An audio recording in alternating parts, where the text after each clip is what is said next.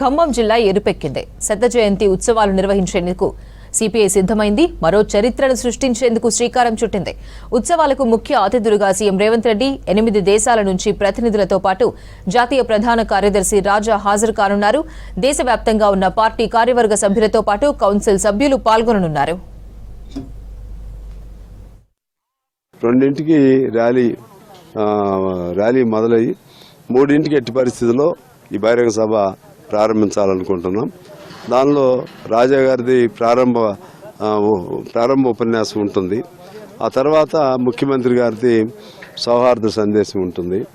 అదే పద్ధతిలో తర్వాత మరలా ఈ మన ఫ్రాటర్నల్ డెలిగేట్స్ ఇతర దేశస్తులది కూడా వాళ్ళు కూడా సందేశాలు ఉంటాయి.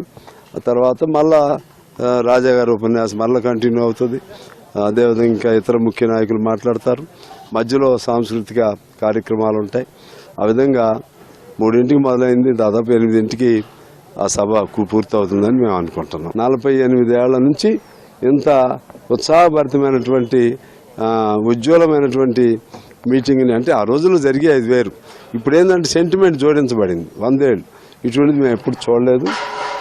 అందులో నేను సెక్రటరీగా ఉన్నప్పుడు జరగటం నేను అదృష్టంగా భావిస్తున్నాను. దాని తోడు ప్రజాప్రతినిధిగా ఉన్నాను కాబట్టి రెండింటిని జోడించి అందుకే పెద్ద ఎత్తున పిలిపించాం. 5 లక్షల మంది అని ఒక విశ్వాసంతో.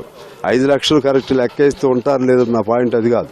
ఒక లక్ష్యం పెద్దది పెట్టుకుని ఆ వైపుగా కృషి చేయాలి. దాంతో ఒక జనానికి కూడా ఎంతో ఉల్లాసంగా అందరూ మా కార్యకర్తలు కానీ ఇతర జనం కానీ ఉల్లాసంగా దీన్ని పాల్గొని జయప్రదం చేయాలని కోరుకుంటా ఉన్నారు.